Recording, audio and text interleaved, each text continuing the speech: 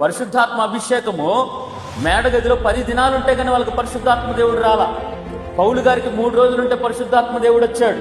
పేతురు వాక్యం చెప్తుంటే 30 నిమిషాలు వాక్యం చెప్తుంటే 30 నిమిషాల్లో పరిశుద్ధాత్మ దేవుడు 3,000 మంది కుమ్మరించబడ్డాడు. సమరే పట్టణంలో కనుక చేతులు ఉంచుతుంటేనే 3 నిమిషాల్లో వాళ్ళ మీద పరిశుద్ధాత్మ దేవుడు ప్రవహించాడు. హల్లెలూయా.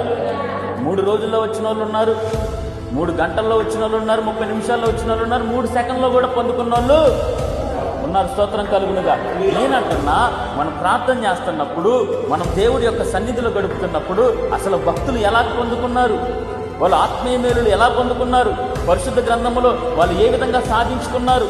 యోబు ఎలా చనిపోయారు, ఆస్తిని కోల్పోయాడు, అనారోగ్యంతో బాధపడతా ఉన్నాడు, బూడిదలో కూర్చున్నాడు, దేవుడి నుంచి సమాధానం ఏం రాట్లా, పక్క నుంచి భార్య బల్లెంలాగా పొడుస్తూ ఉంది, చచ్చిపో అని.